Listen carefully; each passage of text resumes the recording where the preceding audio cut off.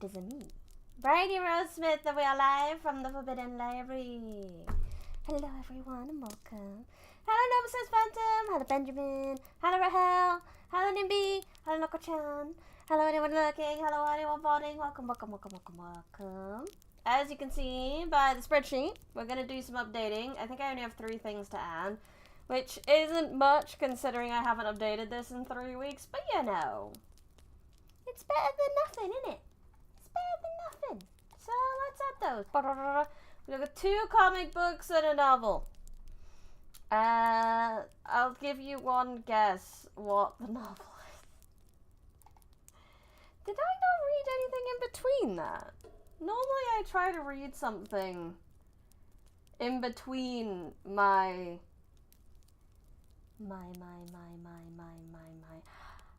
Oh, I read Voyage of the Damned Aftermark of Athena, because I'm trying not to, like, eat the Percy books too fast, because they're very good and I've been enjoying them.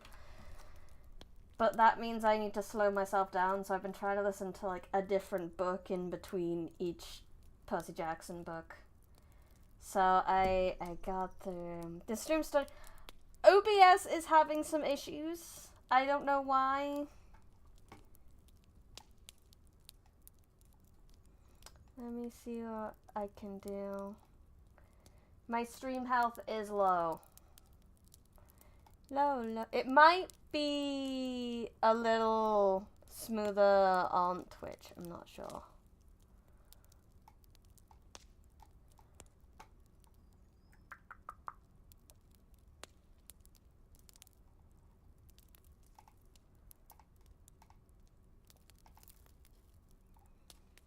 I don't know.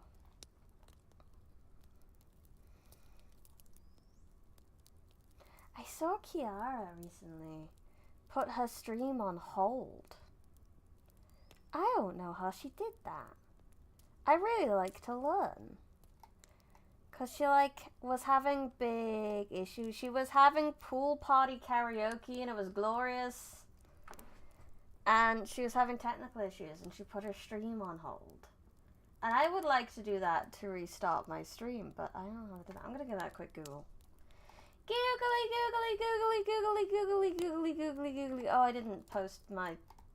Oh, I did. I did post my social medias. I just didn't close the tabs. Like a smart cookie. It's Gravity's Rainbow by Thomas. No. Should we do the update first then? Let me do that. 2, 6. I can count 4. House of Hades. Neville. Rick Riordan. Series 2025.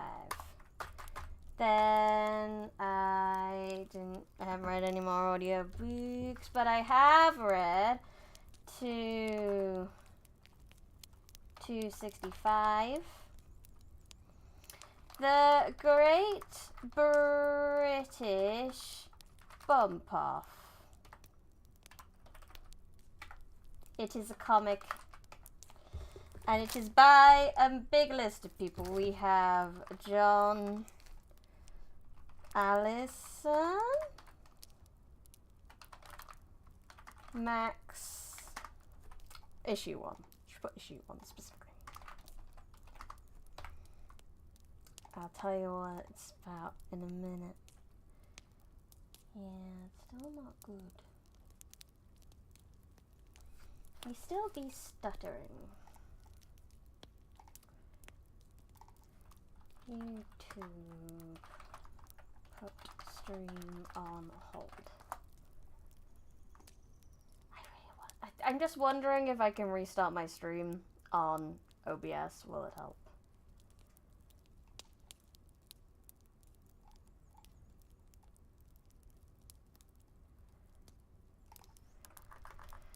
Put live on hold? Pausing or restarting stream.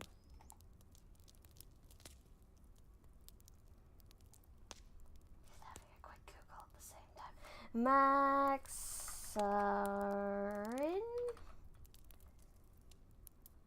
True, she probably would just tell me. I think it's also being a big delay, you know. Sammy Boras and Jim Campbell. That's a lot of people, but they made a really good little comic. It's about the quilting. It's about rival craft shops. It's great. Hello, says Phantom, welcome. I think it might be a little bit better on Twitch. I don't know. 166. The Great British Bump Off, issue 2. So I read both of the first 2 issues. Because I recently finished, where was it? Parliament of Rooks. So I got a new comic book series, and that was The Great British Bump Off. It's good. Copy, paste. Copy, paste. Copy, paste. Save, save. Yes, save. So that's 266 that brings us, which brings my total to...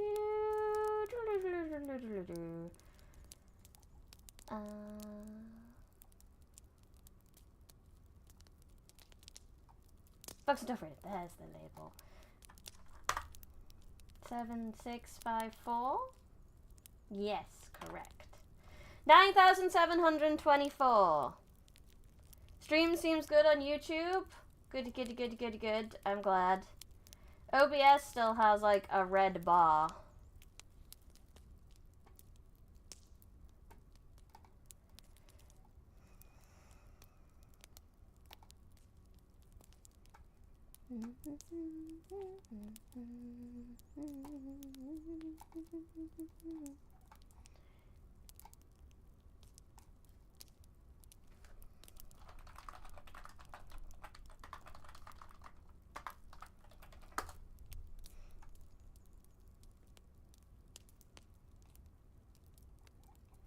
Just having a quick look if I can find the answer quickly. I can't. It's not coming up, obviously. Oh well, we'll have to live with it like this. I do apologize if it's a bit naff today. We shall have to live with it. Let me just sort out my windows back to where they were. And we shall read about Pompeii. We were specifically reading about the baths today. And it was a very, as is the tradition with Roman nonsense, Roman Greek nonsense, is they did like their baths. So this was all that we read on their bath. It took me ages to find out. I opened it again because I was like, what were we reading again? I need to make a title, so I need to, like, what were we, like, focusing on? This is the start of the bath chapter. Twitch is scary. Twitch is scary and unknown. I don't blame you for wanting to come back to YouTube. It's new and different and purple! And then this is how much we read of it. And then we're here. This is where we got up to. And then we had more bath time, but it's the forum bath. So the posh people politics bath. Politics bath. That's how they voted back then. You'd have a bath in 1 or 2 baths to cast your vote. Fake history by Briony Rose Smith. Speaking of scary, I'm gonna see 28 years later after the stream. Ooh! Let us know how it is. In like 2 weeks. It's funny how the 28 date later films can be seen as Britain's equivalent to the Mad Max. It kind of is. It was a ploy to give Twitch some love. My Twitch channel is a lot smaller than my YouTube channel, so maybe OBS was like, well, I need to show some favoritism today. For any typing ASMR stream. I mean, I've tried to do writing streams in the past, but I find it very hard to focus while reading chat.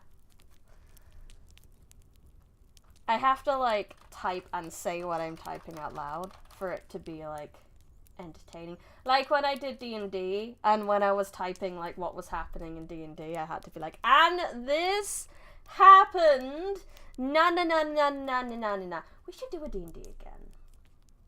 At some point. I don't know when, though. I can't guarantee any of this, but I would like to do it again at some point. Hello, Exnom! Hello, Spooky! Are we learning about Pompeii? Yes, we're learning about Pompeii. I was getting sidetracked, I will not lie. But we will continue to learn. We're learning about the baths, specifically. Because we want to be squeaky clean. The Romans and the Greeks, they like the baths. And they built a lot of science around their baths. They did. But you know what? Under the colonnade at the rear, a herm stands close to the wall, having the features of a youth with a garment drawn over his head and covering the upper part of the body. For the explanation of it, we are indebted to Pausanias. In the gymnasium at Phigalia in Arcadia, says the writer, is an image of Hermes. It has the appearance of a man wrapped in a cloak and terminates below in a small square pillar in the place of feet. This is Hermes, the god of the Palasteria, here as the Phigalia in a guise suggestive of his function of this big word. Big word. Romans could never be VTubers, what with all their baths. VTubers aren't stinky. You're stinky. The conductor of departed souls. We have already met with an example of the same type in the court of the temple of Apollo. A sundial stood on the roof of the frigidarium, and men's caldarium, supported by a foundation of masonry still visible.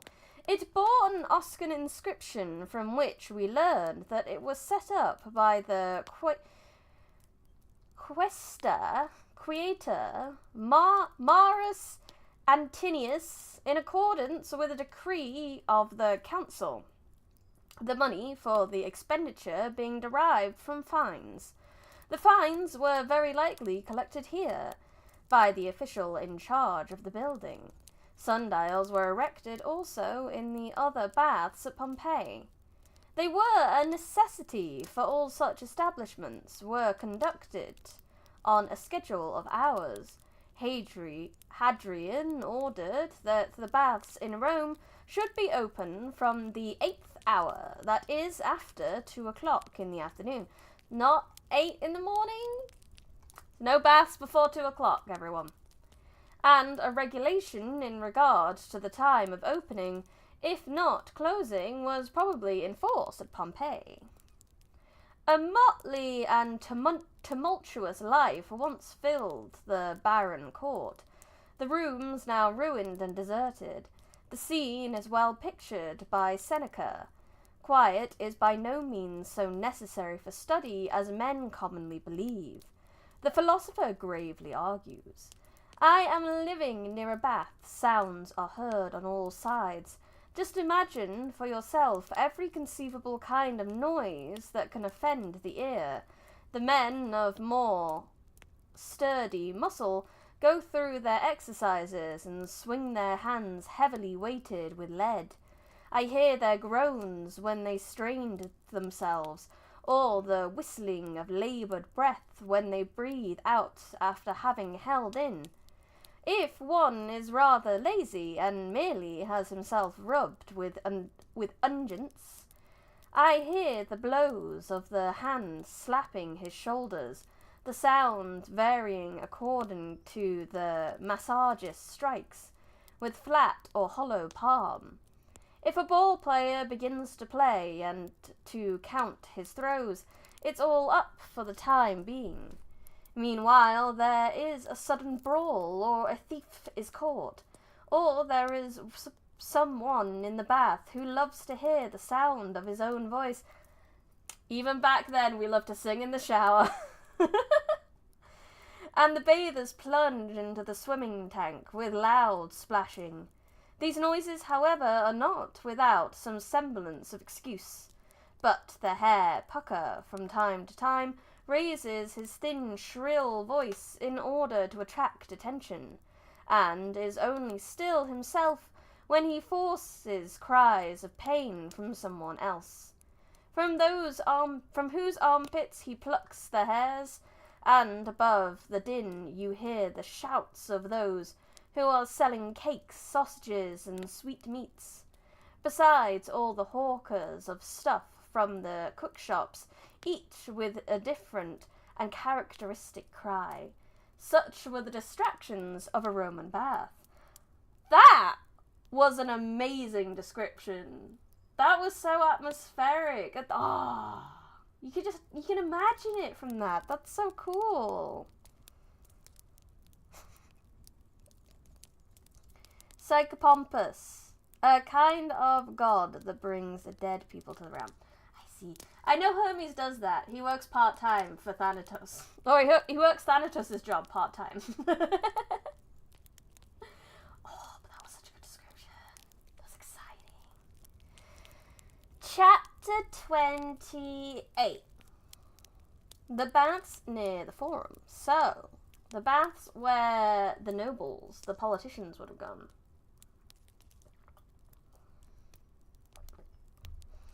The bathing establishment in the block north of the Forum is smaller and simpler in its arrangements than that described in the last chapter, but the parts are essentially the same. Here we also found a court with a colonnade on 3 sides, a system of baths for men comprising of dressing room with a small round apparently I'm absolutely tripping up on that today, frigarium, opening off from a tepidarium and a caldarium. A similar system for women, the place of the frigidarium being taken by a tank for cold baths. In the dressing room and a log... I love that both of them, that the women don't really have a frigarium. Like, the stereotypes of women much preferring hot water and really hot baths. Even it was there back then. It's been a worldwide truth.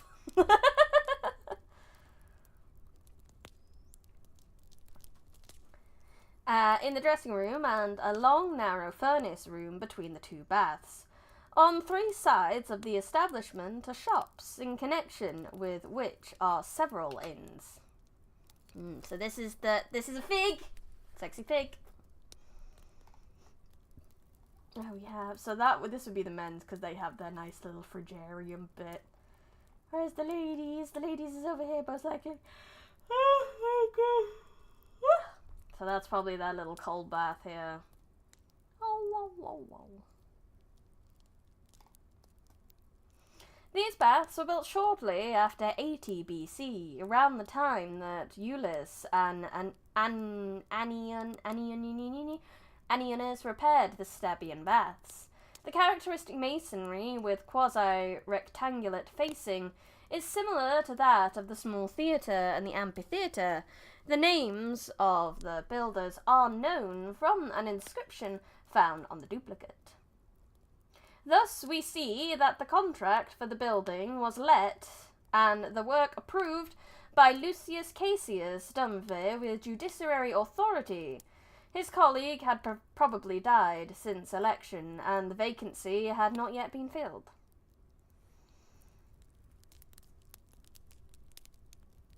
The shower sausage. I mean, we don't eat in baths enough. The only time you ever really see people eat in baths is like when you see in movies ladies having those baths with like a glass of wine and some chocolate. We need to bring that back. I would like a bath sausage.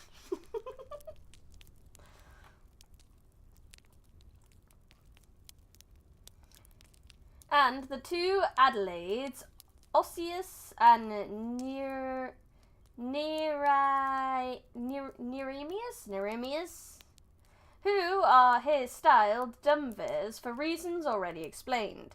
The cost was defrayed by an appropriation of the public treasury. Ah, the taxes! The taxes built this one! Though these baths are of later construction than the Stabian baths, they seem more ancient because fewer changes were made in them. Oh, that's funny.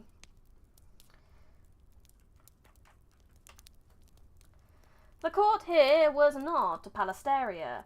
It was small for gymnastic exercises and was not provided with a swimming tank. The swimming tank and dressing rooms. The open space was occupied by a garden. The colonnade on the north and west sides of the court had slender columns standing far apart, with a low and simple entablature. On the east side, the columns were replaced by pillars, carrying low arches, which served as a support for a gallery affording a pleasant view of the garden.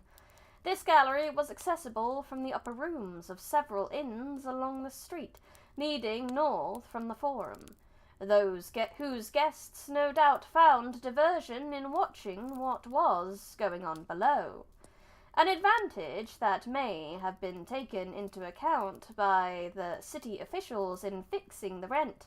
There are benches on the north side of the court, and the middle in deep recesses or etc., making a pleasant retreat for quiet conversation. The entrance from the frequented street at the left is so arranged that passers-by could not look in. Near the entrance from the street, on the opposite side, is a closet. The decoration of the court was extremely simple.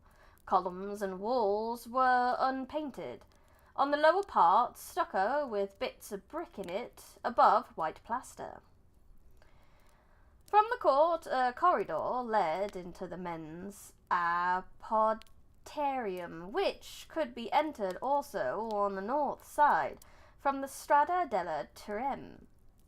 This room contained benches, as shown on the plan, but there were no niches, as in the dressing rooms of the Stabian baths, and wood shelves or lockers may have been used instead. The small dark chamber at the north end may have been used as a storeroom for unguents, since the Greeks called Elaiothism. It seems to have been thought necessary here to connect the dressing room with the furnace by a separate passage. Bath figs went, here it is, bath figs! This is a fig of the baths near the Forum interior of the men's tepidarium. Light was admitted to the dressing room through a window in the lunette at the south end, closed by a pane of glass half an inch thick, set in a bronze frame that turned on two pivots. On either side of the window are huge tritons in stucco relief, with vases on their shoulders surrounded by dolphins.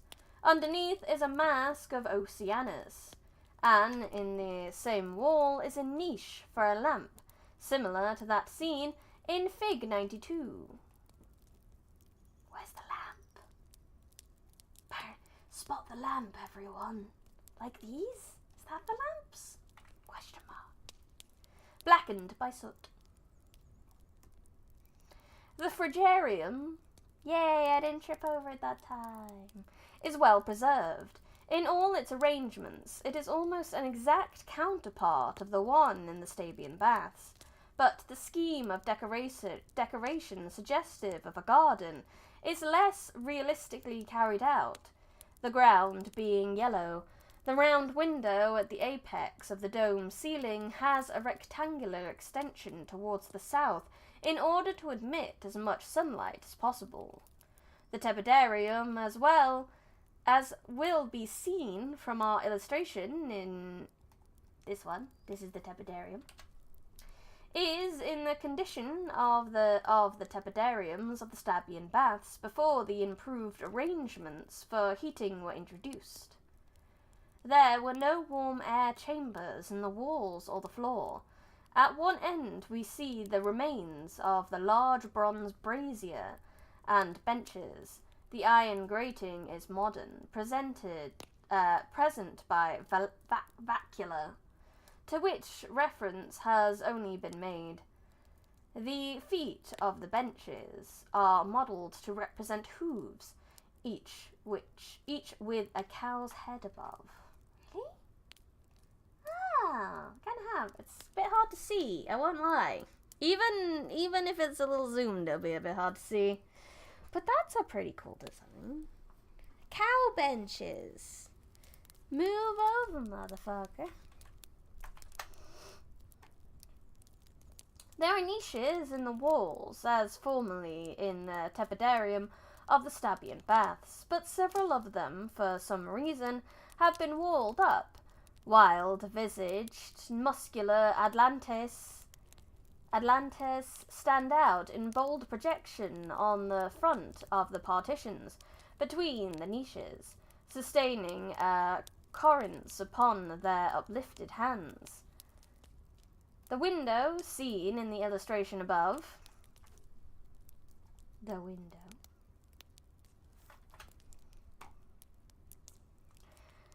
lamp niche was closed, and as that in the dressing room, by a pane of glass in a bronze frame.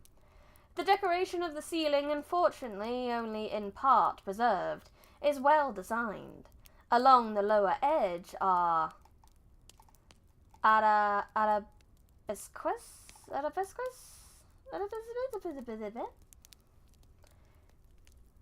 I actually have a fig tree, so I'll be able to have IRL figs soon enough. Woo! Figs! Heck yeah! What will you use said figs for?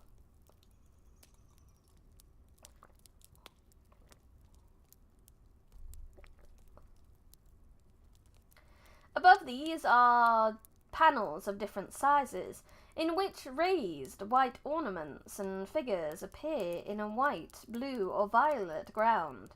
Among the motifs are Cupid leaning on his arrow, Apollo riding a griffin, Ganymede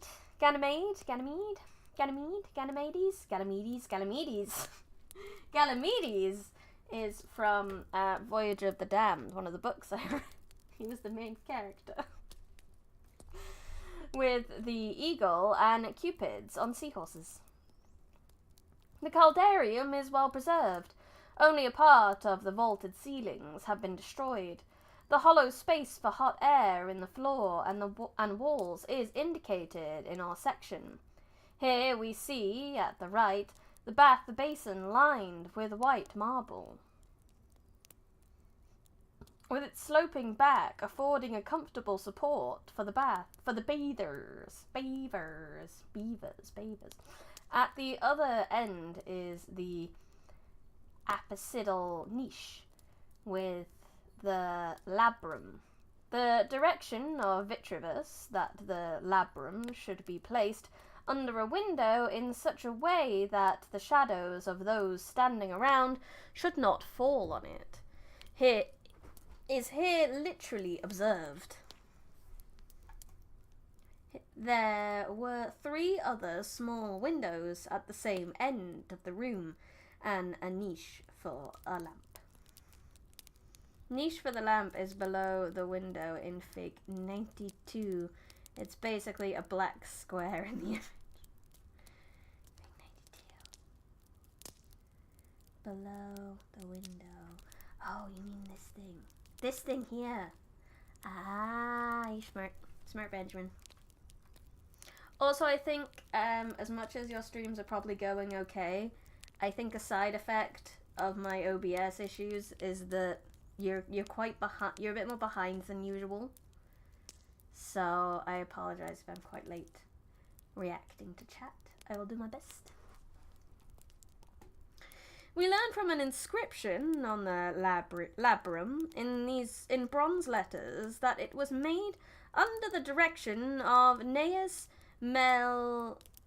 Melisseus Aper and Marcus Staius Rufus, who were duumvirs in 3 to 4 AD, at a cost of 5,250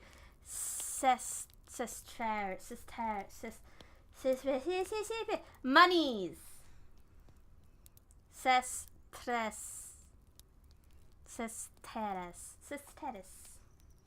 Not far from $270. That sounds like so much more than $270, but I guess that was that much money back then. So it'd be $270 now. We could afford to build this. Arabesque. This room seemed to have received its final form before the new method of heating the water in the Alvus came into vogue. There is no trace of a bronze heater, such as that found in connection with the bath basin of the woman's caldarium at the Stabian Baths. The simple decoration is in marked contrast with the usual ornamentation of later styles. Above a low marble base are yellow walls divided by dark red pilasters, shown in Fig 93. Where's Fig 93? That one. Yellow walls, dark red. Dark red pilasters, la la la la. There. These support a projecting flat cornice of dark red, whose surface is richly ornamented with stucco reliefs. The ceiling is moulded in flutings running up to the crown of the vault. Only in the ceiling of the scholar do we find raised figures. The rooms of the women's baths are small, their arrangement being determined in part by the irregular shape of the corner of the building in which they are placed, but the system of heating is more complete than in the men's baths, for both the tepidarium and the caldarium were provided with hollow floors and hot air spaces in the walls extending to the lunettes and the ceiling. The vaulted ceilings of both of these rooms, as well as the apoditarium, are preserved, but the caldarium has lost its hollow floor and walls together with the bath basin, which was placed in a large niche at the right as one entered. Only the base of the labrum remains. The condition of this room may be due to the earthquake of the year 63, the necessary repairs not having been made before the eruption. There was no connection between the women's baths and the court at the rear, which had a separate entrance from the street. At the women's entrance there was a narrow waiting path for attendants, separated from the street by a thin wall and protected by a roof. The furnace room could be entered at one end from the street. The 3 cylindrical tanks for hot, lukewarm and cold water were arranged as in the Stabian Baths. Beyond the tanks is a cistern, which was supplied in part by rainwater from the roof, in part by a feed pipe connected with the water system of the city. The raised walk on the right side of the furnace room is continued to the small court, in the corner of which is a stairway leading to the flat roof of the men's caldarium. From this point of vantage, the view over the landscape and the sea must have been beautiful in antiquity as it is today. A sundial doubtless stood on the larger of the 2 pillars in the court, which is about 17 feet high and nearly 5 feet thick at the base. On the smaller pillar was perhaps a statue or other ornamental object of the sort of frequently seen in wall paintings. Hello, support. Enjoy your welcome.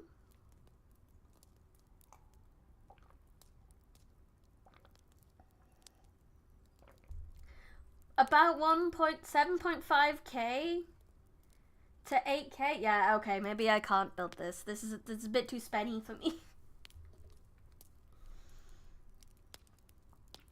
Way too spenny. Can't be doing that.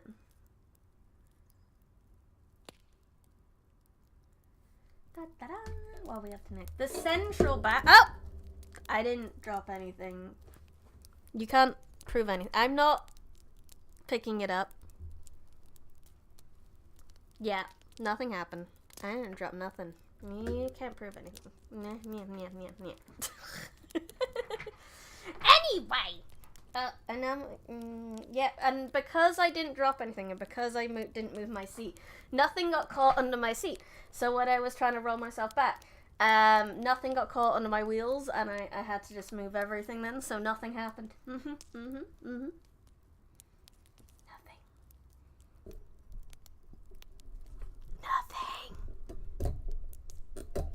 Chapter 29. The Central Baths. Seneca is an entertaining letter. It gives an account of a visit about 60 AD to a villa at Liternum.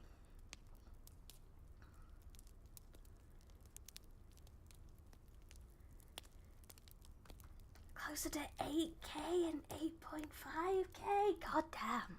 Yeah, we're not doing that. Which in the elder Scipio had lived in the years immediately preceding his death in 183 BC.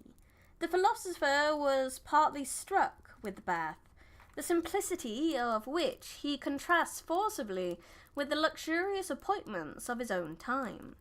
We cannot follow him through the extended disquisition.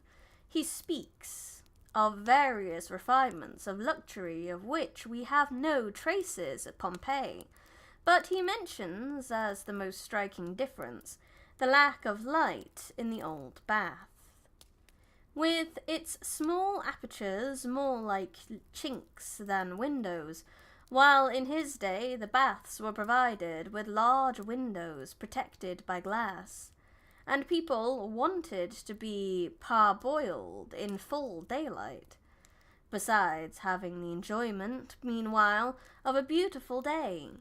Some such feeling as this we have in turning from the two older baths at Pompeii, one of pre-Roman origin, the other dating from the time of Sulla, to the central baths, which were in process of construction at the time of the eruption, and had been designed in accordance with the prevailing mode of life. I see, so these are the brand spanking new ones. Hollow floors, bold direction for cover. For the people who want to stand on their Oshis. Hollow floors. You did more Googling. Proper Googling this time. Proper Googled it, you did. Proper Googled. 7.5k. Still too much. We still can't build these baths, which is a shame. Shame. I'd love to. The briny Roman baths. This extensive establishment at the corner of Stabian and Nola streets occupied the whole of a block, but a large part of the frontage on the two streets mentioned was utilized for shops. Notwithstanding the size of the building, it had only a single series of apartments, which were laid out on the correspondingly large scale. It was doubtless built for the men, although the use of it at certain hours by women may possibly been contemplated, in case the women's bath at the two older establishments should be overcrowded. Oh, how nice of the men to lend us their baths for an hour or so if we've got no room to wash anywhere else. Yes. Entrances from the 3 streets led to the ample palastaria, from which the remains of the houses. Not every super chat. Because I'll do my best. Demolished to make room for it, had not yet been entirely removed. On the northeast side of the excavation for a large swimming tank and for a water channel leading to the... If we did make a baths though, we could always like take the water out and then we can have meetups in the baths because I'd own the building, so we're like, hey, let's have a Briony convention in the baths. I'll just like buy a farm somewhere and just build it. So we need the money to build it, the 8k to build it, and then the money to like buy the land. Objection. Defending clearly I dropped nothing. What are you on about? Right, I told you to reject the evidence of your eyes. It is. It was their final most essential command.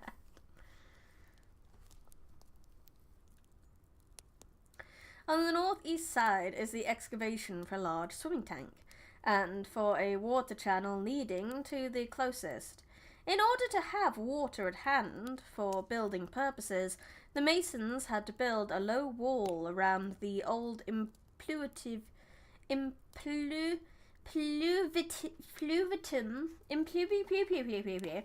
on the south side, shown on another sexy fig, into which fed the feed pipe ran. For a short distance on the north side, the stylobate had been made ready for the building of the colonnade. Elsewhere, only the preliminary work had been done. The rooms at the southeast corner were no doubt intended for dressing rooms for the palastaria and the plunge bath. Da da da da. We got a fig. So what we got? We got a palastaria, we got the swimming tank, we got the stores. So I'm guessing these are the stores. No? What's that then? What's A? Or is that D? I don't know. It is an A. H. DHIPQRSYX. And then nothing else. This is a terribly labeled fig. We don't know what it means, but we're gonna have to go for it anyway. 2 small rooms, being C, open upon the north entrance of the palastaria. One of them, perhaps, was to be a ticket office for the adjustment of matters relating to admission. The other, a cloakroom, in which the capsarias would guard the valuables of the bathers. 2 doors admit the visitor from the palastaria to the series of bathrooms, one of them opening from the north end of the colonnade.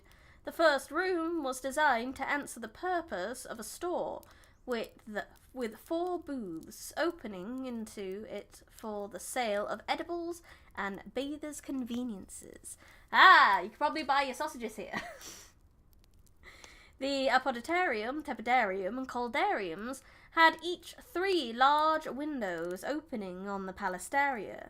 2 of those belonging to the tepidarium are seen in Fig 95, which is this one. Ooh, so these were the big old windows they had. Very good, very good. None of the rooms were finished, though a hollow floor and hollow walls had been built in the tepidarium, caldarium, and lacronium. The bath basins yet lacked their marble linings, and the 2 furnaces had not been built.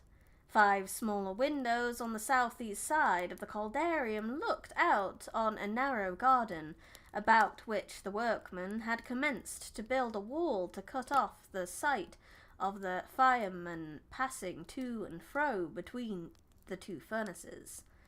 The caldarium was so placed as to receive the greatest possible amount of sunlight, particularly in the afternoon hours, when it would be used. This was in accordance with a recommendation from Vitruvius, who says that the windows of baths ought, whenever possible, to face the southwest, otherwise the south.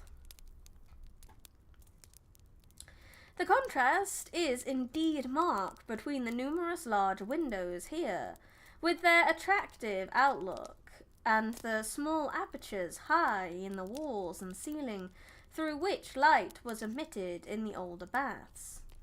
In the central baths there was no frigarium, but a large basin for cold baths, near 5 feet deep. It was placed in the dressing room opposite the windows. Supply pipes were so laid that jets would spring into the basin from 3 small niches, 1 in each wall. The overflow was conducted by pipes under the floor to catch basin, and thence to the street. The tepidarium, here as usual relatively small, is connected with the apoditarium by 2 doors, and similarly with the caldarium. The latter room has a bath basin at each end, thus offering accommodations for 26 or 28 bathers at once. Oh, that's a lot of people. Don't I get sweaty with that many people? No, not really. At the middle of the southeast side was a smaller basin that took the place of a labrium. The hot air flues leading from the furnace under the bath basins were already built, and above them openings were left for semi-cylindrical heaters, like that in the women's caldarium of the Stabian baths. The round sweating room, basically the, what's the majigger? The sauna! Was made more ample by means of 4 semicircular niches, and lighted by 3 small round windows just above the cornice of the domed ceiling.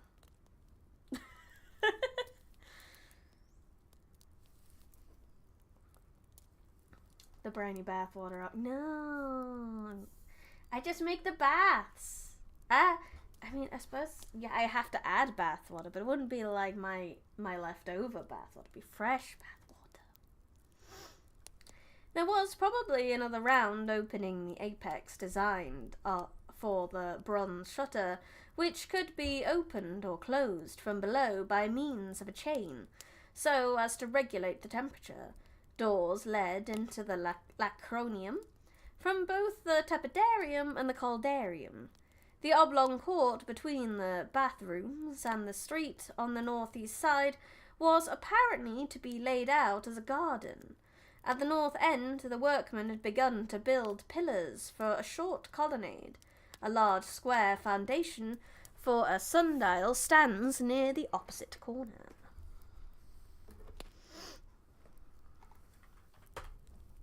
What's the next one? Chapter 30! Oh, we're out of the baths now. We're going to the amphitheatre.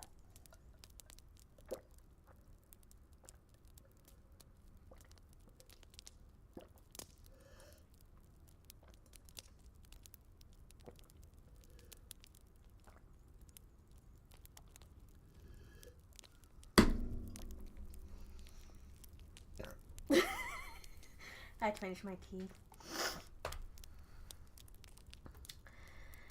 The southeast corner of the city, at a distance from the other excavation, lies the amphitheatre. Okay, 34%. Don't let me forget that, because I want to go back and look at one of the other figs, because I remember how far away the amphitheatre was. But we're going to have to go really far back to the start to see that fig, to the point the book has to load. That's the forum. Even further back. Yeah, here we go. So, this is the amphitheatre. So we've mostly been... Which one's Stabian Road? we mostly looked at a lot of the buildings along one particular road. But this one, this is miles away from anywhere, really. I think it's this road specifically we've mostly been on. But now we're miles away. Now we have to go 32%, 34%. 20, 25, 33, 34. There we go. This is where we're up to. I just wanted to see it again. I just wanted to see the distance and about where we've been so far in our wonderful tour of Pompeii. In the southeast corner of the city, at a distance from the other excavation, lies the amphitheatre. The scene of gladiatorial combats. The Pompeians called it the show. Spectacular. As in the description observed in 2 copies that gives us the name of the builders. According to this, the amphitheatre was built by the same man, Valgus and Porcius, who are already known to us as the builders of the small theatre. And they presented it to the city in recognition of the honour conferred upon them by their re-election as Dumvirs. The amphitheatre may thus have been finished half a decade later than the theatre, but in any case it belongs to the earliest years of the Roman colony, as might be inferred, in default of other evidence from the archaic spelling of the inscription, and the character of the masonry, which is like that of the small theatre and the baths north of the Forum. Blow my nose 1 second.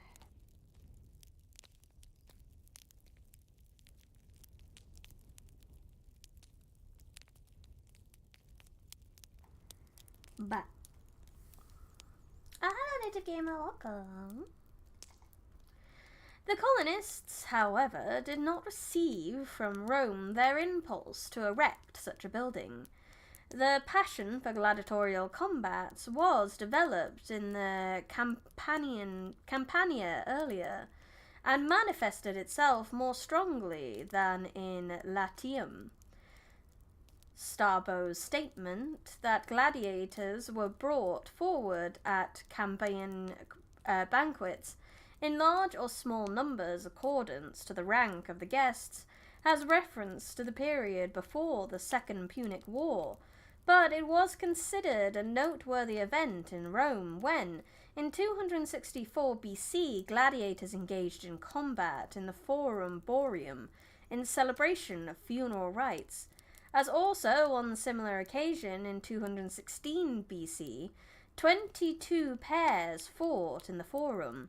Buildings were erected for gladiatorial shows in Campanian towns earlier than the capital.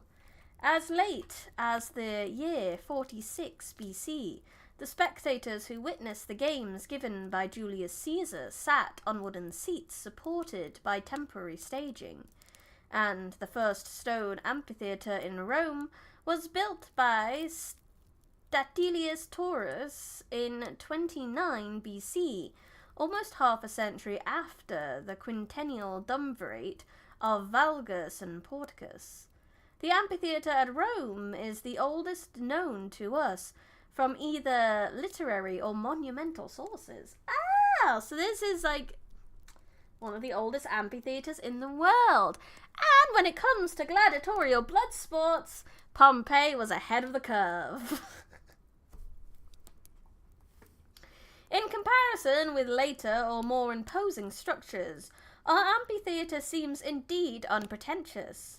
Its exterior elevation is relatively low, and our section shows the arena and the lower ranges of seats are in a great hollow excavated for the purpose below the level of the ground.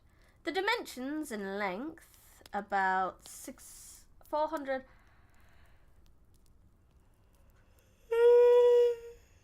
460 feet and a breadth of 345 feet, are small when compared with those of the Colosseum, which is much bigger, 615 and 110 feet respectively, or even the amphitheatres at Capua, or I am so sorry for my butchering of things. Sorry, not sorry, we're reading it anyway. Puzzly, blue, plee pla, plee pla. Water time. Now my tea is out. It's time for the water.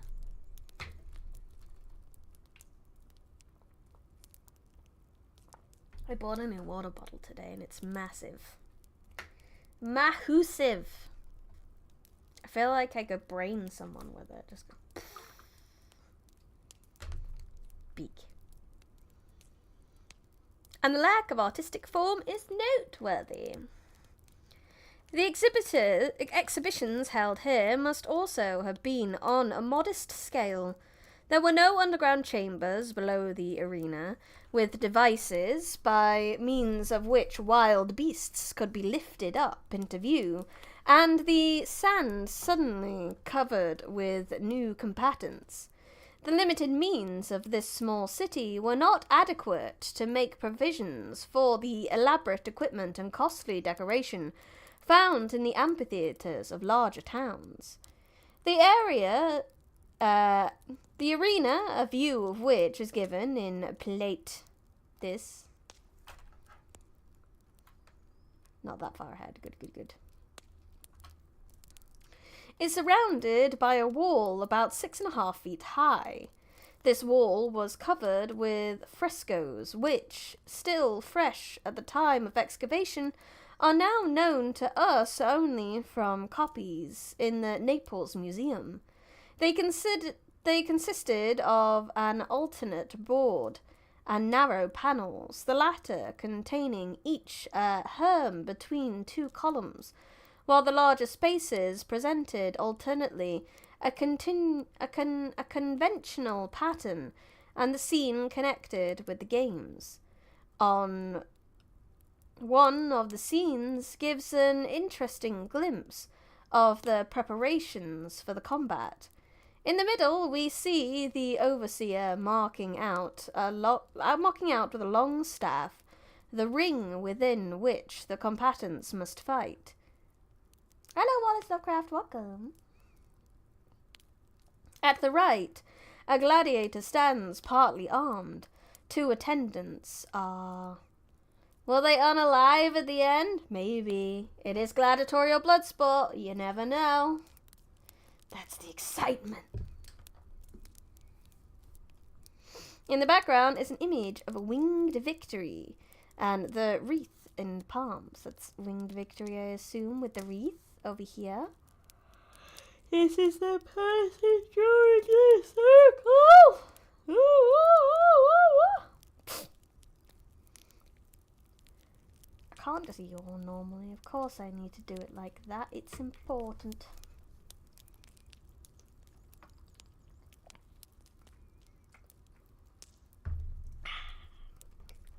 Hydration. Bad jokes. I skipped a bit there. Now the right as a gladiator stands partly armed. This guy. 2 attendants are bringing him a helmet and a sword. Yeah, that makes sense. What's this guy doing? I wonder what this guy is. Behind him, 2 companions squatting on the ground. Make ready his helmet and shield. This guy squatting on the ground, I suppose. Oh, these guys are bringing the helmet and shield. What is this guy doing with his, like, weird trumpet thing? I don't know. It doesn't tell me. Preparations for the combat, wall painting for amphitheatre. The limestone copying of the wall about the arena shows traces of iron in the joints between the blocks, apparently remains of a grating designed to protect the spectators from attacks by the infuriated wild beasts. The traces are not visible all the way around, but this may be accounted for on the supposition that repairs were in progress at the time of the eruption. Two broad corridors connect the ends of the arena with the outside of the building. The one at the north end towards Vesuvius follows a straight line, and the other bends sharply to the right in order to avoid the city wall, which bounds the structure on the south and east sides. By these corridors the gladiators entered the arena, first in festal array, passing in stately procession across the sand from one entrance to another, then coming forth in pairs as they were summoned to mortal combat. Mortal combat! So they'd come in, they'd have a nice little parade, be like, yes, we are the people here to entertain you. Then they'd probably stop over here, then they'd be called into the middle, and then they'd do some fighting. Yeah! At the middle of the west side, there is a third passage, narrow and low. This is the gruesome corridor through which the bodies of the dead were dragged by means of hooks, its entrance being the Porta Libertanis death gate. Near the inner end of each of the three corridors is a small dark chamber, the purposes of which is unknown. It has been suggested that wild animals may have been confined here, but larger and more easily accessible rooms would have been required for this purpose. There may have been storerooms for appliances of various kinds required for the expeditions.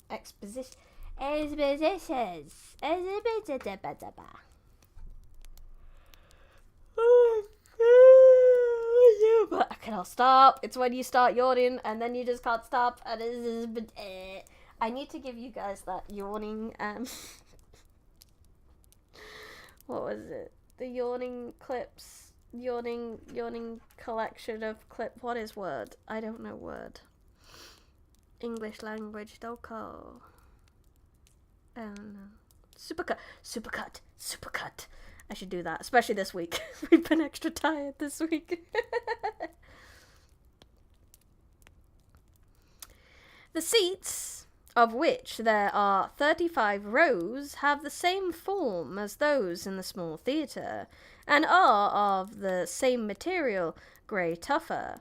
They are arranged in 3 divisions, the lowest, Imma Cavea, having 5 rows, the middle division, Medius Cavea, 12, and the highest, Summa Cavea, 18. In the middle section of the Imma Cavea, hello maiden, welcome! On each side, the place of the seats is taken by 4 low, broad ledges, set aside for members of the city council, who could place upon them the seats of honour, Bastilia, to the use of which they were entitled. At the middle of the east side, the second ledge is interrupted for a distance of 10 feet, a double width being thus given to the lowest. This place was designed for seats of special honour, and was no doubt reserved for the official who provided the games, and his associates. On the same side, the ledges are extended into the next section on the south, the continuity of the seats being interrupted by a low barrier. The supplementary section was, perhaps, intended for certain freedmen, and the Augustals, who had the right to use the Bastilia, but who nevertheless could not become members of the city council, and were not ranked on social equality with the occupants of the middle section. The seats of the Imma Cavea in Media Cavea were reached through a vaulted passage, which, in accordance with ancient usage, we may call a crypt. Way! Had to walk through a crypt to go watch people die. That's funny.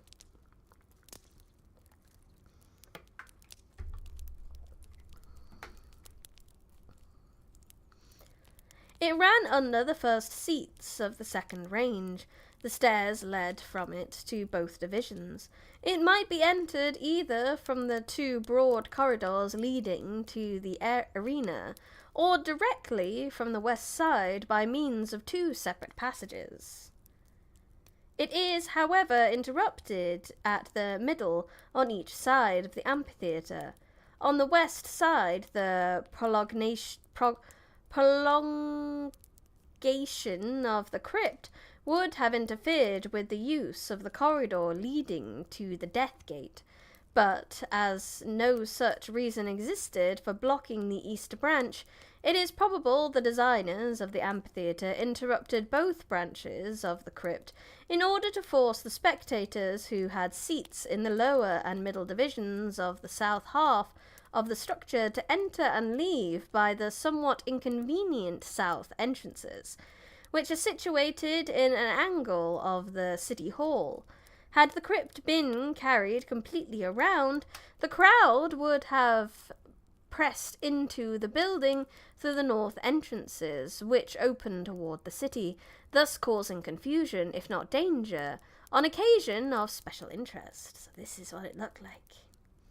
Not quite yeah, it's a bit flatter than the Colosseum, isn't it? Because obviously the walls aren't as tall, so like there isn't as much of a slant, so it's just a bit more of a gentle curve than pictures I've seen of like the actual big Colosseum in Rome.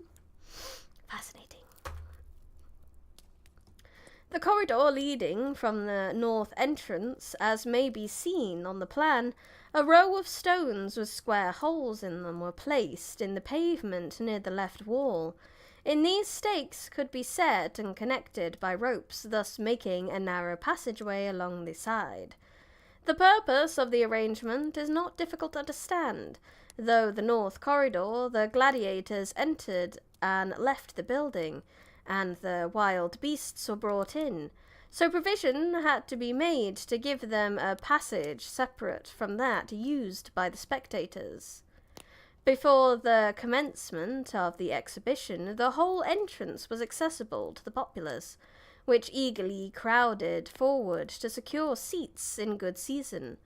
When they had, for the most part, found their places, the barrier was set up, and only a narrow alley was left along the east wall for belated spectators who wished to pass into the crypt on the side. The rest of the passage was reserved for the gladiators, and the spectators whose seats were reached from the opposite branches of the crypt were obliged to use the side entrance. Probably kind of was ahead of its time.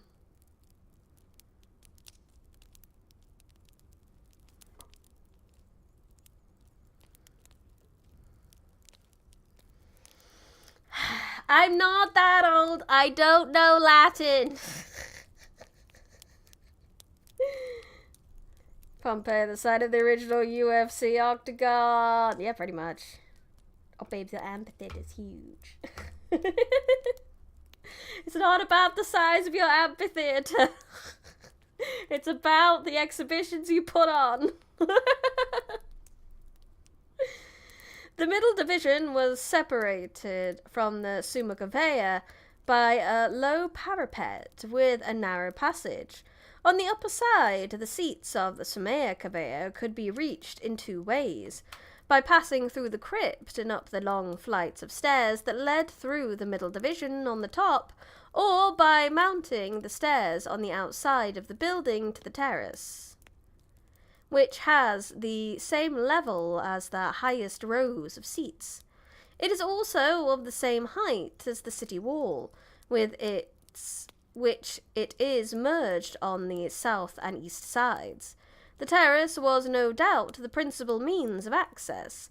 Ample provision was made for the crowd by building two large double stairways, with small single flights at the corners where the terrace joined the city wall. Between the terrace and the seats of the Summa Cavea, with an elevated gallery divided up into small boxes about 4 feet square, under the row of boxes were vaulted vomitoria, making the seats of the Summa Cavea accessible from the terrace. A passage ran along the outside of the boxes, which steps leading from the terrace. Only every third box was connected with this passage. However, the other 2 of the group being entered from a narrow ramp along the front. The amphitheatre, which had seating... Fig 100 is very small. It's the 100th fig in the book, and it's so small. It's a baby fig. The amphitheatre had a seating capacity of about 20,000 persons. We have no information in regard to the distribution of seats, but it may safely be assumed from the arrangements known to have existed elsewhere that the lowest divisions were reserved for the city officials with their friends, the other prominent people, and an admission fee was charged for the seats of the middle division, and that the seats of the upper division were free.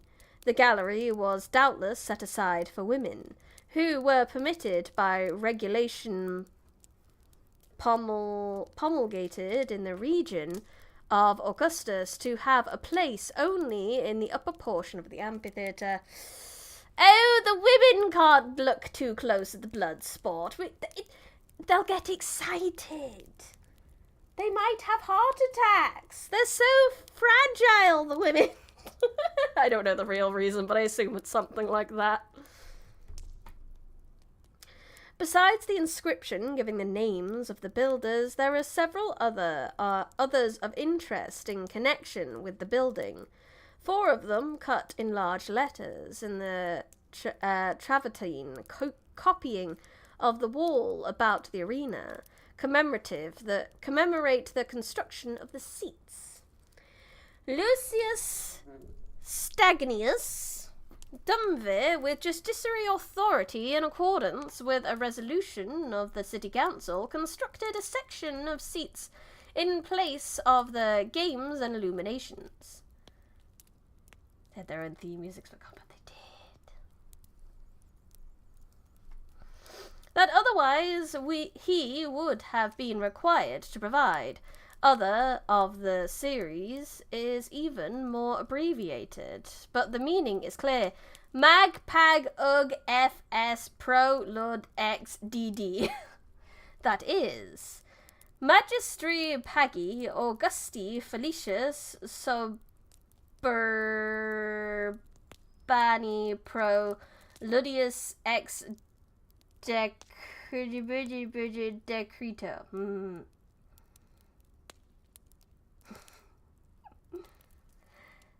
So many secrets of the Trumpet Man. I wish we knew what he knew, but we don't.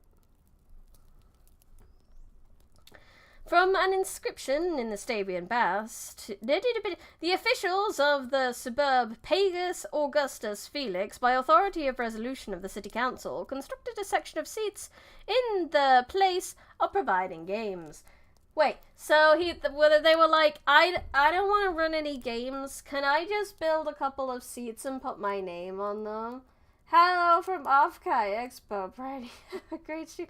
Off Kai Expo, that sounds like a good time. Have a great time, Dread Excalibur. Thank you for popping in. From an inscription in the Stabian Baths, to which reference has already been made, it is clear that some freedom of choice was permitted to the city officials regarding the disposition of the sum which they were required to contribute for the public purposes in recognition of the honour conferred upon them by their election. The amphitheatre was not provided with seats at the beginning, and one wedge-shaped section after another was added until the divisions were complete. Meanwhile, the spectators made themselves as comfortable as they could on the sloping ground. As the organisation of the Pagus Augustus Felix did not take place till 7 BC, the construction of the seats could not at the time have been completed. but they were all finished before the overwhelming of the city. Oh man, Gladiator 2 would have been so much better if Scorpion and Sub-Zero showed up. That would have been good. Mortal Kombat.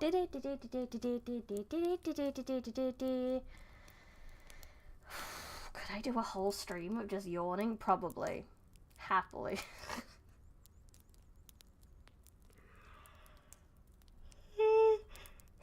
A literally no talking, just yawning stream. Like, you guys can chat amongst yourselves. I would just sit here on stream and yawn. No words, just yawns. I'm also pretty sure the only language you speak is English. I'm proper worried you're forgetting it. Oi! I know English maybe just about, I don't know, kinda. I know like 1.99 of a language. Some people out there being multilingual and speaking like 2 to 5 languages, and here's me barely knowing one. Yeah, the stream's really behind. I could probably chat with you guys better, yeah. Probably type better to you. I'm gonna type some replies for your next few chat messages, so maybe that'll come through faster.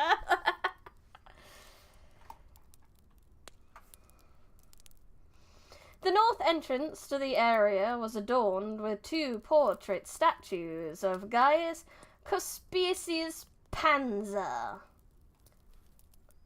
Like the tank. Father and son, placed in niches in the walls facing each other. The statues have disappeared, but the inscriptions underneath are still in place. What services the Panaz has rendered in connection with the amphitheatre to merit this distinction, we do not know. Oh, sorry. But the father in the inscription indicates was perfect in accordance with the law of Petronius. That is, he was appointed by the city to exercise the functions of the 2 dumpies when no valid election occurred. Bulwer Lytton, by natural error, makes a Panzer commissioner to secure the execution of an altogether... Girls of Panzer Maj... Okay, you're not too far behind then. Maybe some of you are more behind than others.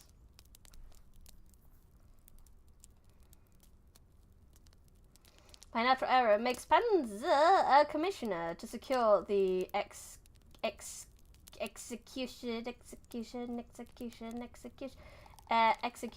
of an altogether different Lex Petronia, which forbade the giving of slaves to wild beasts unless judicial sentence had been previously passed upon them. Okay, so you can't feed your slaves to the tigers unless they have been sentenced to tiger execution.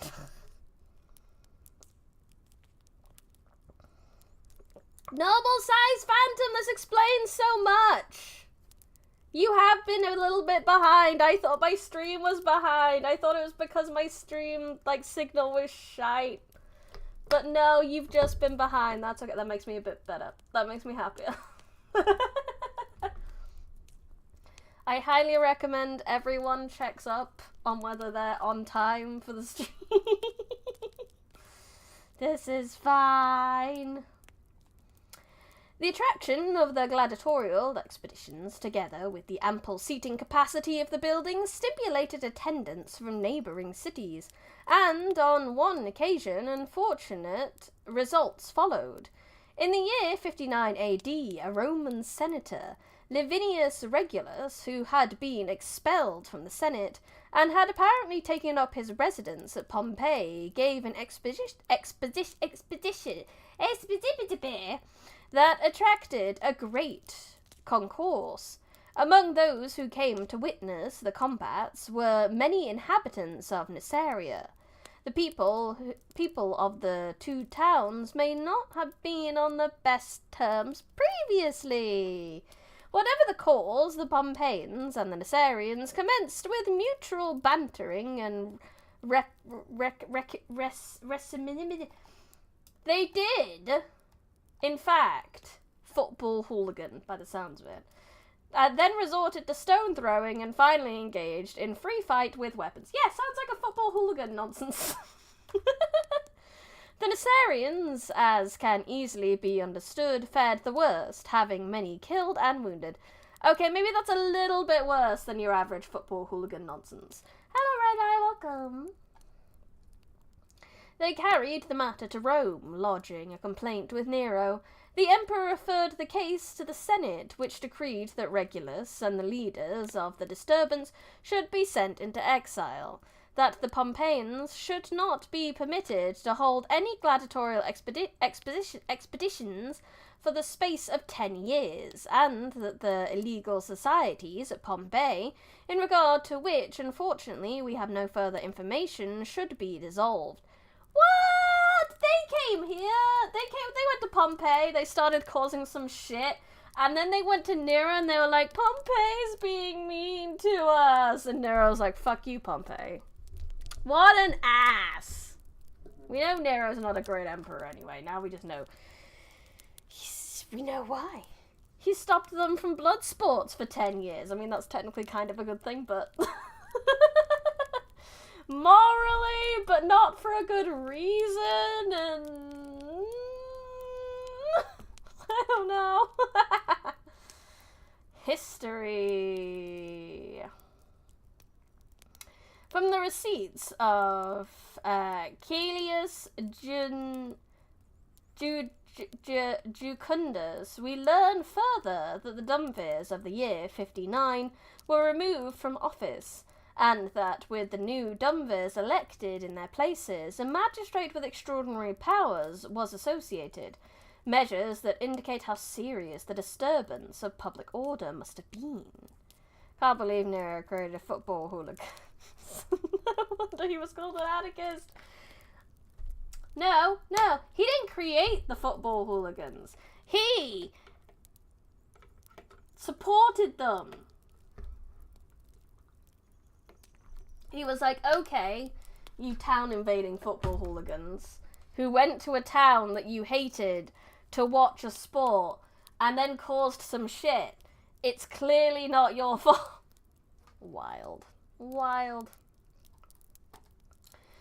Reminiscence of this bloody fray are found in several inscriptions scratched on walls, and a lively idea of it is given by a wall painting found in 1869 in a house near the theatres, now in the Naples Museum. The picture is of special interest as throwing light on the surroundings of the amphitheatre and some of its arrangements. The open space with the trees in the foreground, among which are various booths, remind one of a park. At the right is a single house. It is clear from the painting that the woman's boxes in the gallery were arched in front, and we see how the great awning, vellum, was stretched over the south end to protect the audience from the sun. It was carried by the two towers of the city wall, one of them is indicated on Plan 13, and by masts that stood in the passage between the women's boxes, where several of the perforated stones in which they were set may still be seen. That the sports of the amphitheatre had at all times been keenest interest for the Pompeians is evident, not only from the number of notices having to do with the games, which we see painted in red on walls along the streets, or on tombs by the roadside, but also from the countless graffiti in both houses and public places having reference to combats and favourite gladiators. The limits of space do not permit us to describe the gladiatorial expeditions as they took place at Pompeii and other Roman cities, but the inscriptions bring so near to us the scenes and excitement of those days that it seems worthwhile to quote and interpret a few typical examples. Yeah, so this is a picture. Oh, so this got really out of control then. Look at that. So like if it was a football hooliganismness, it would have just mainly been in the stadium kind of thing. Like maybe just outside here. It doesn't tend to go like this so much. This is actually very bad. On a tomb near the Nasseria Gate, excavated in 1886, is the following notice painted in red letters. 20 pairs of gladiators furnished by Quintus Monius Rufus will fight at Nola May 1st, 2nd and 3rd, and there will be a hunt. The forms of the letters and the numerous ligatures point to a comparatively early period, perhaps antedating the region of Augustus. The hunt, Veneto, was an exhibition of wild beasts, which sometimes were pitted against one another, sometimes fought with men. Another tomb close by bears a notice of gladiatorial combat to take place at Nasseria. A still larger number of gladiators is announced in this notice. Da-da-da! Boris has been a member for a whole damn year. Heck yeah, Boris. Thank you so much for supporting. I really appreciate that. You have your golden book. Congrats. On uno ano da da da da da da. Why does that sound like Bad Romance?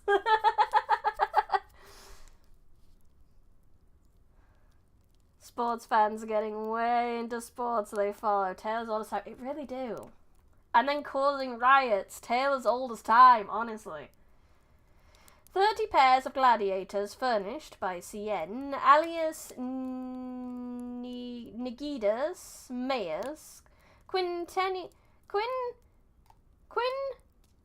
Quinquennial, Dumver, together with their substitutes, will fight at Pompeii November 24th, 25th and 26th. There will be a hunt. Hurrah for Maius the Quinquennial. Bravo, Paris!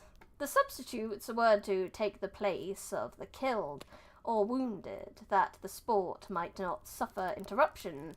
Nigidas Maius appeared to have been a rich Pompeian of the time of Claudius.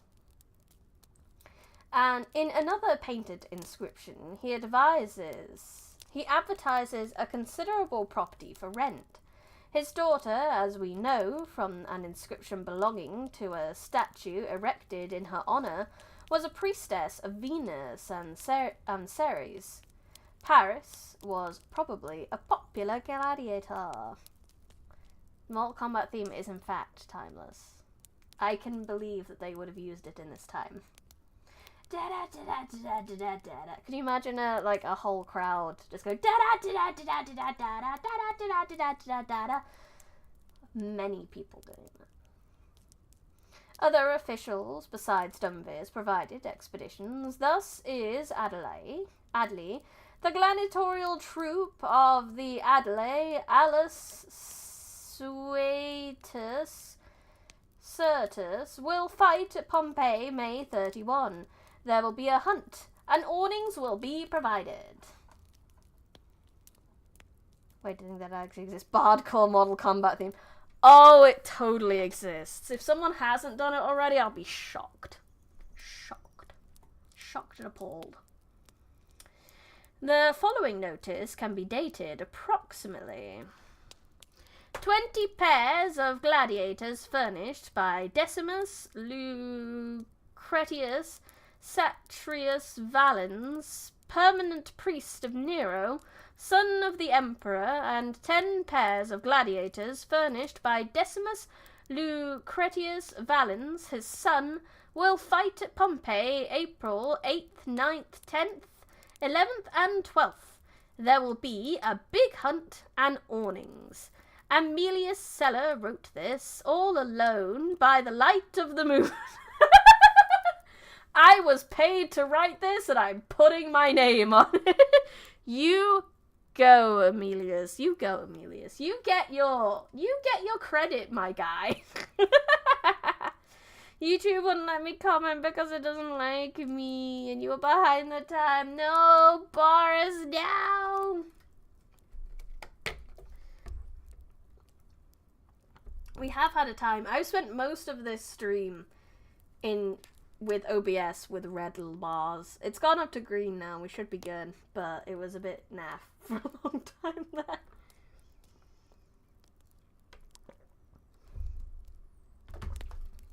You found it? Wonderful. The reference to Nero as the son of the emperor shows that the inscription was written after he was adopted by Claudius in 50 AD and before Claudius's death in 54.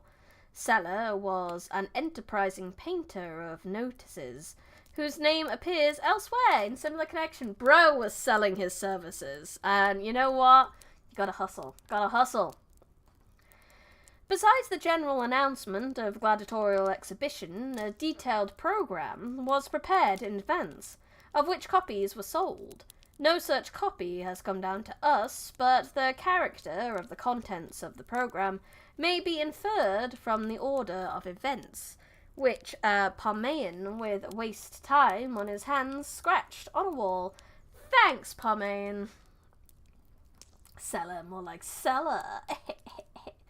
I never stop thinking about the fact that marketing and advertising contracts, like the one above, have a huge amount of marketing value, but you actually pay a fraction of that. No clue why. I don't know.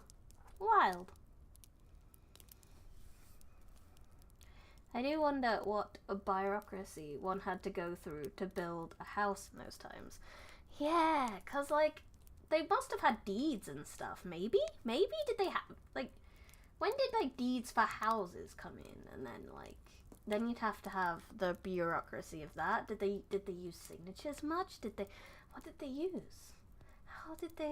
What papers did they have to do? Did they have banks to do, like, mortgages? How old is the mortgage? I don't know. Maybe we'll get there when we talk about the residential areas, because we've got part 2 is the houses, so we might talk about the residential areas and what it means to own a house back then. More importantly, when did HOAs come into existence? Well, that's an American thing, as far as I know. We don't have them here, so that's something America did, and I don't know why they did it. It's very strange. Like today, you have to get an architect and stuff, but what about back then for normal houses? I don't know. I imagine not much to start with, and then it depends how big the city gets. I figure as long as you owned the land, you could do what you wanted. Deeds and leaseholds and stuff are much later inventions. Fascinating.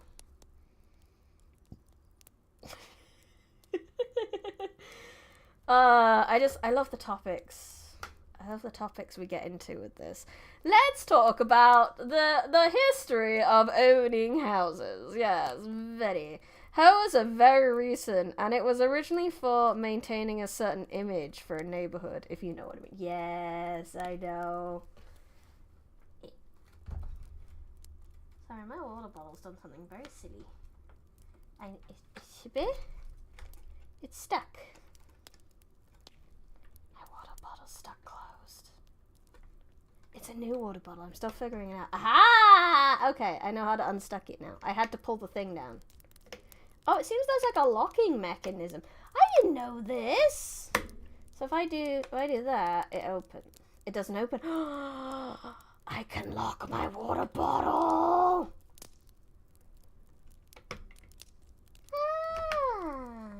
And then I do that. Genius. Sorry, I got distracted for a hot minute. Pull it, twist it, lock it, open it. My hoa doesn't do shit. We had 2 whole pine trees collapse on the sidewalk during a winter storm, and they're still here. Then, yeah. It fell down, then you're off the hook. Did you hear it? Because if you didn't hear it, then did it really fall down? If a tree falls in the street, no one's around to hear it. Did it really fall? How playthrough archive? I have been asked that again. Probably because gladiators.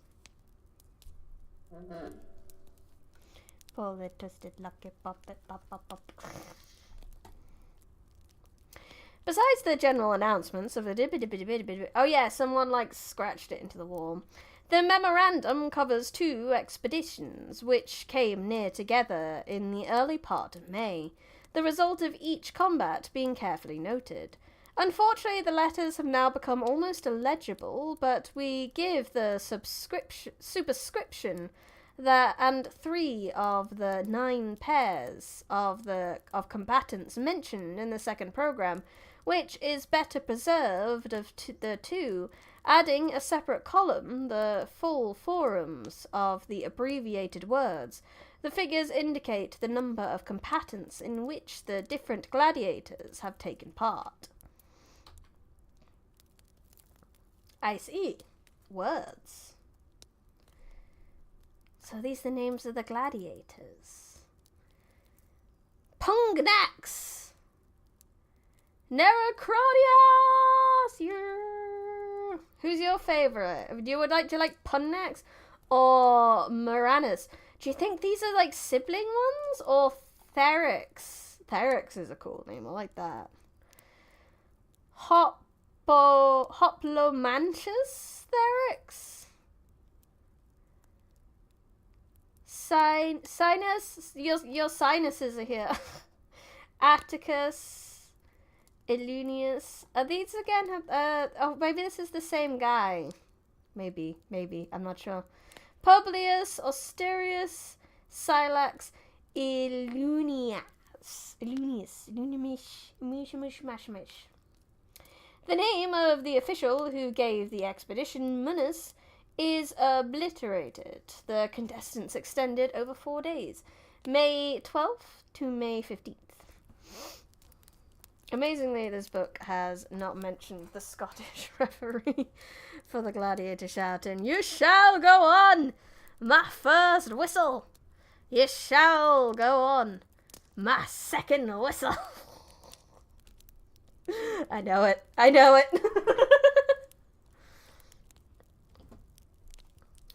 In the first pair of gladiators, Pungnax equipped with Thyracian weapons, a small round shield and short curved sword or dagger, was matched with Murimillo Moranus, who bore arms of a Gallic fashion, with the image of fish on his helmet. Both were Necroniani,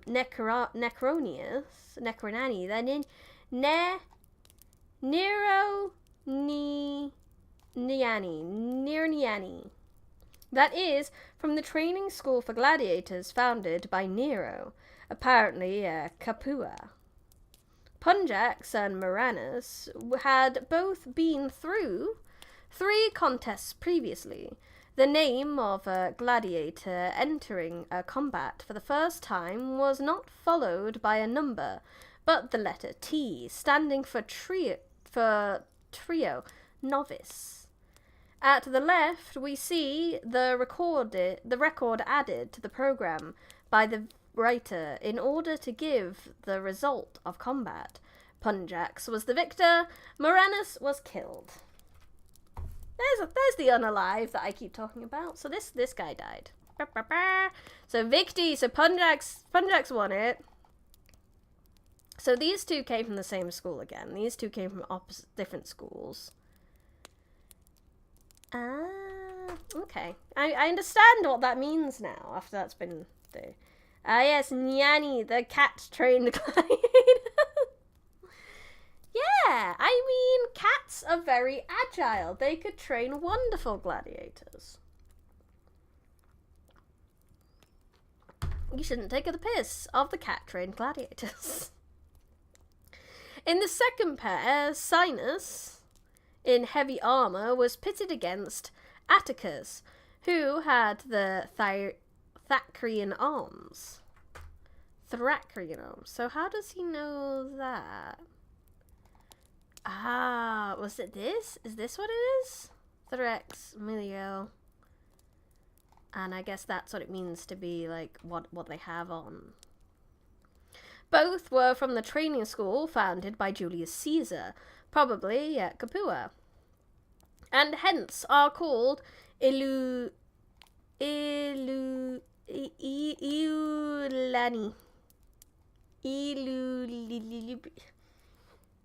Luliani. Sinus won, but the audience had compassion for Atticus, and his life was spared. So Perit is perish, Missus is didn't die.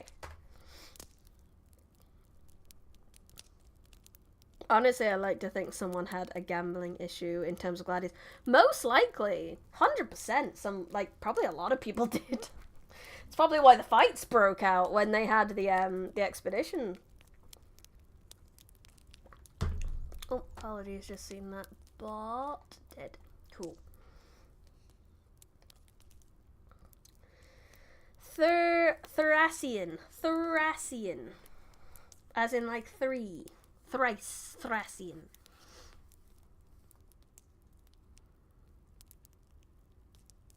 The same term was applied to a defeated gladiator permitted to leave the arena as a soldier having an honourable discharge. Missus let go. La, li, lu, lelo, la, li, lu, lelo, la, li, lu, lelo, whoop, whoop, la, li, lu, lelo, la, li, lu, lelo, doot, doot. Losing money through gambling is a tale as old as time. Yes. If they didn't gamble on gladiators, they'd be gambling on anything. Anything! Gambling on the price of bread each week. I don't know. They'd find something. Everyone would find something to gamble over. Humans like doing that.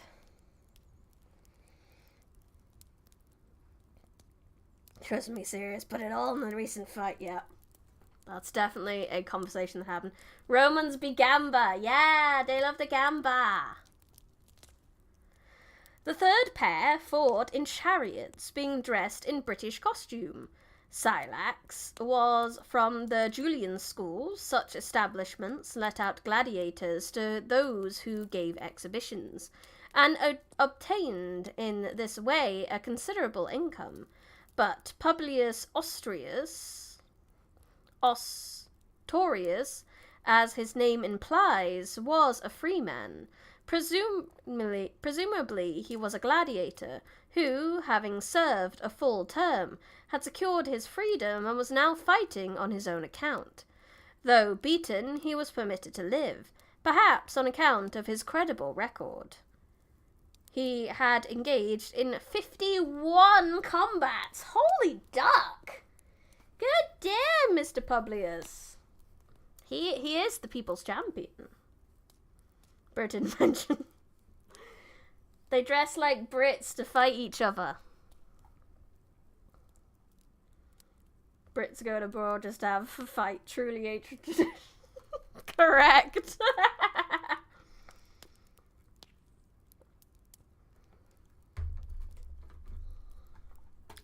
The combats of the schools of Caesar and Nero were especially popular. They were generally victorious, but gladiators belonging to other proprietors are mentioned, as in the inscriptions of a house on Knowles Street, which will be mentioned again presently. Here we find gladiators who were evidently freed men, named with others who were slaves of different masters. In only one of these inscriptions, however, do we find the name of an owner that is known to us. The chariot fighter, Aurelius, belonged to Sisenna, seemingly either the Sisenna Statulus Taurus, who was consul in 16 AD, or his son of the same name. As we have seen, it was Statulus Taurus who built the first permanent amphitheatre in Rome in 29 BC. The control of this building remained in the hands of the family in the columbarium in which the ashes of their slaves and freedmen were placed, we find inscriptions of a guard of the amphitheatre and of a doorkeeper. It's highly probable that the family, the first in Rome after the imperial house, possessed a training school and derived an income from furnishing gladiators to those who gave exhibitions. Coincidentally, since I started watching Vinland Saga this morning with her, it's a good show. We like a bit of Vinland Saga. I haven't watched the second season. I need to watch all of the second season. I would like to know the meme and understand the power of the meme. In 8 BC, Publius threw Silex into the announcer's table. And it was glorious! It was such a takedown, and he pinned him for 1, 2, 3, and he was out! In view of these facts, we must suppose that the troop of Suetius Certus, for example, was simply a band of gladiators brought together for a particular engagement, not a permanent organization. The giver of an exhibition... Yeah, I don't actually know anything about WWE. I will not lie. I have no clue when it comes to the wrestling.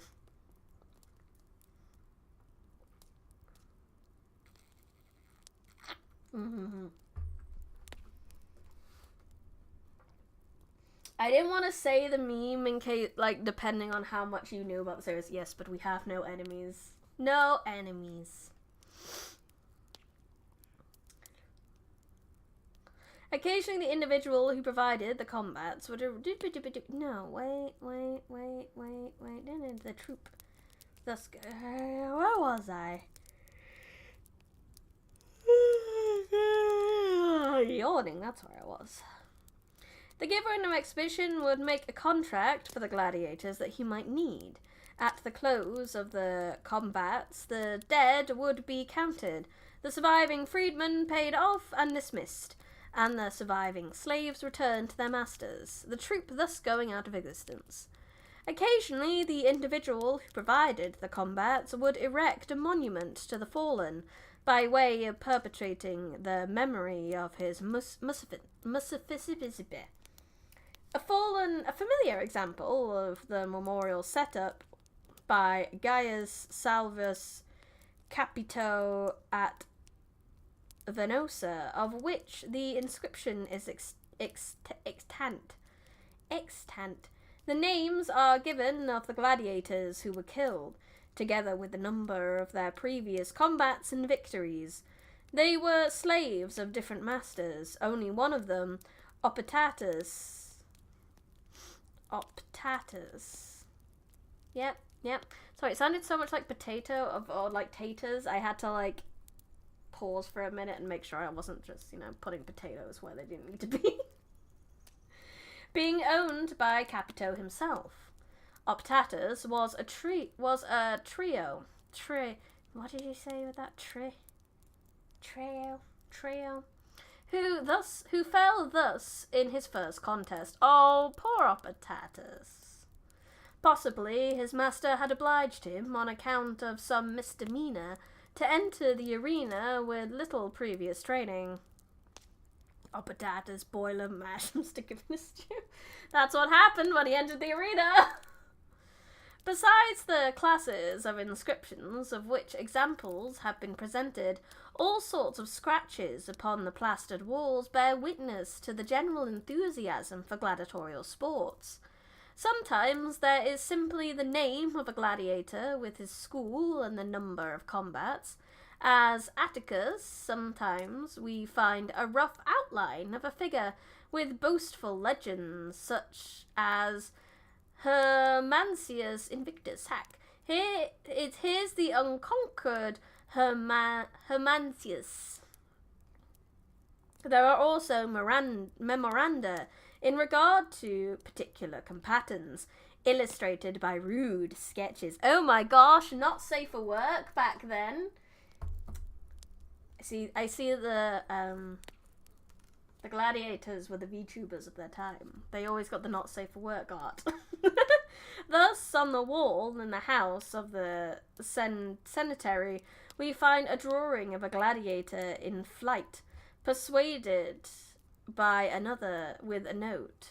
Officius fled on November 6th in the year 15 AD. A similar sketch has been found in another house, with the words written beside the fleeing gladiator. But, besides the pursuer, this stuff. Severus was thus a gladiator who had been a slave and had gained his freedom.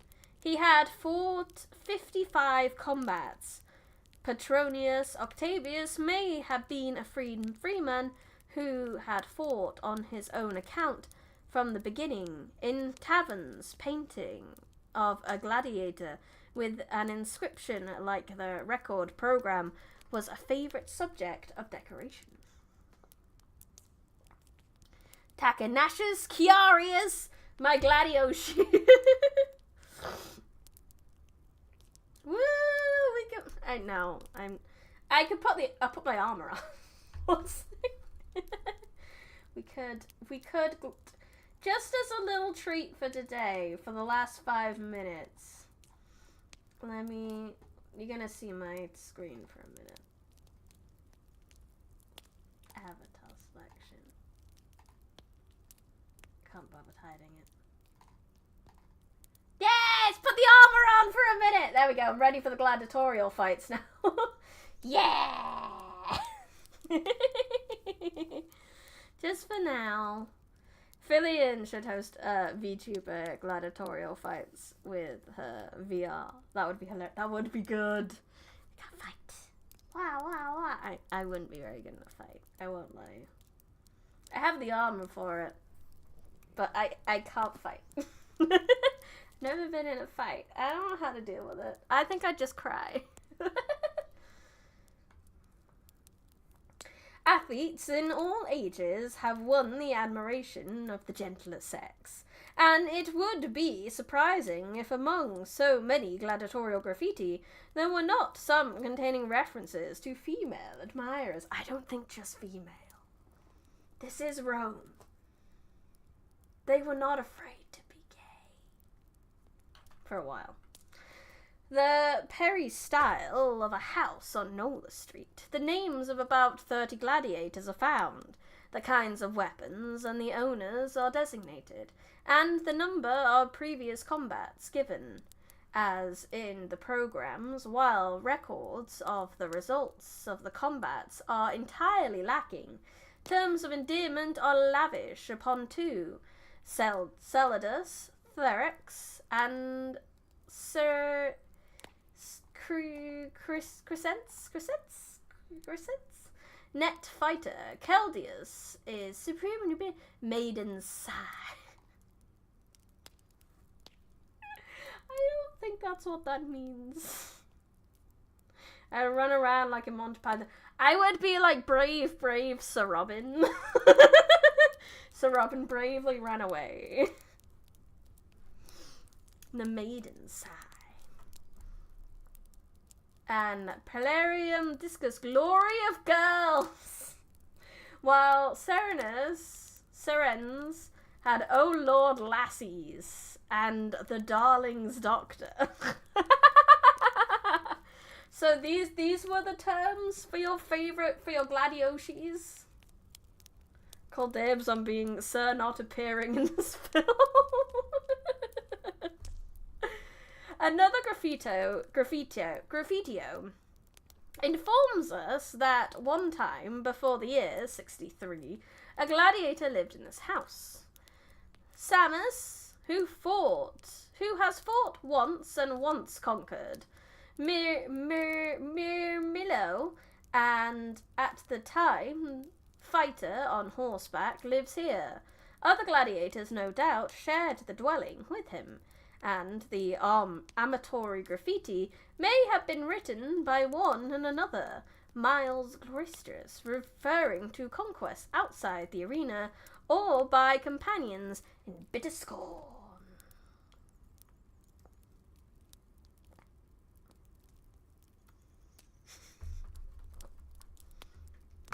Samus is in fact not a him. But this one might have been...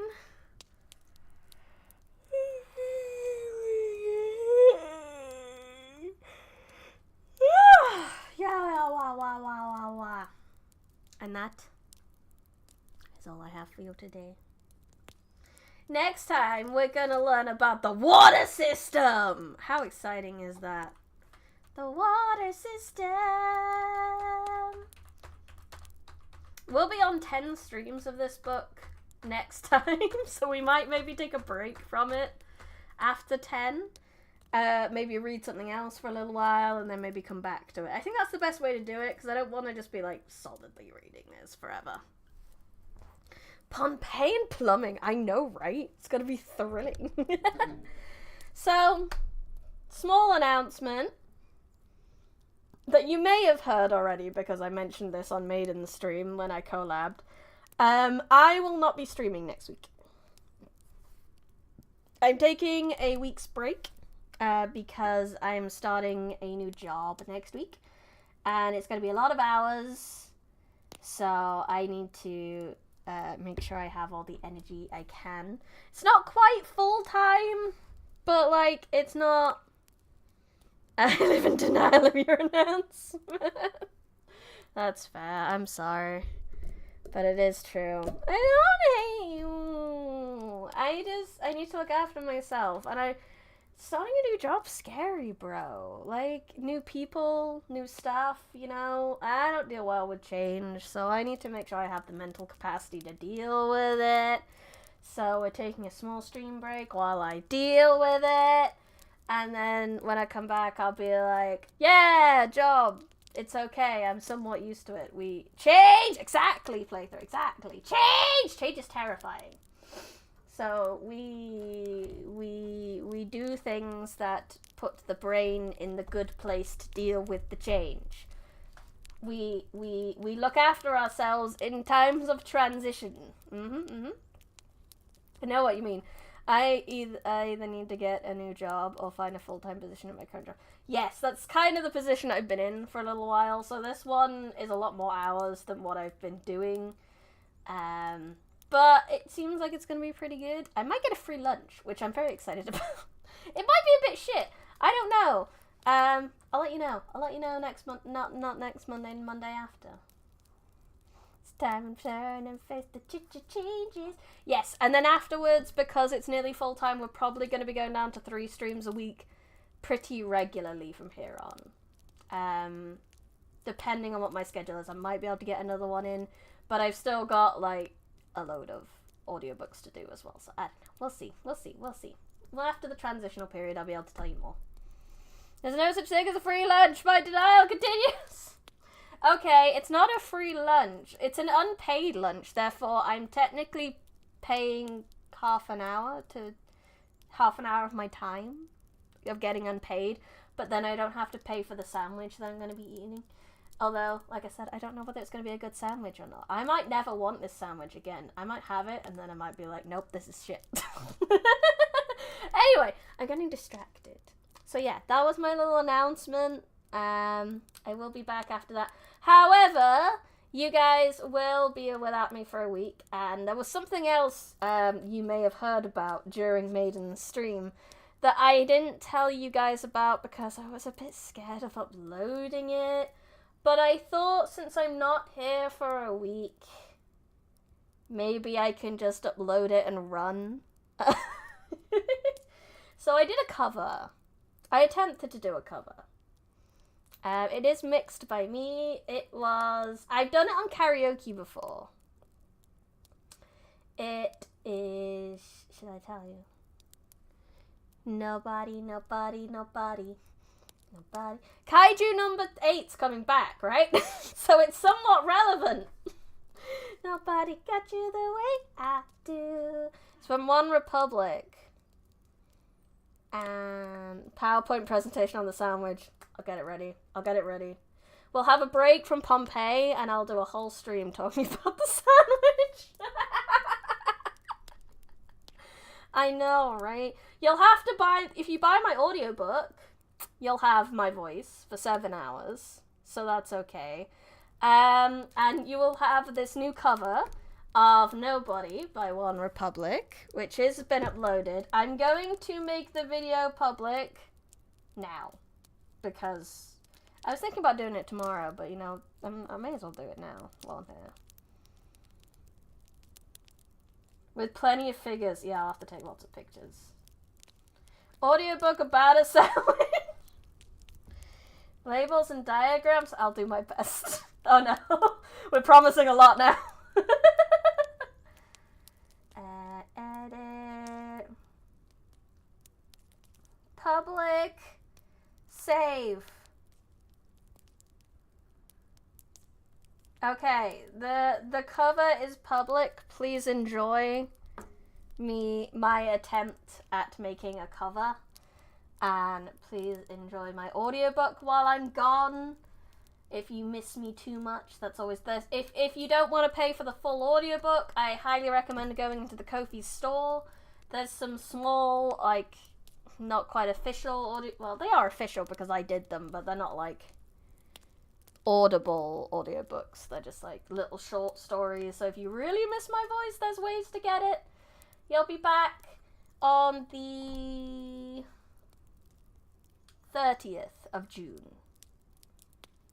And that is when you'll see me again. But that is all for now. If you have not already, I would highly appreciate it if you can leave a like on the video, subscribe to the channel, and so with just a T. Just a witch stuck in the sand. A sandwich, you say? An inaudible audiobook is just a book. That's true. We'll do a sandwich review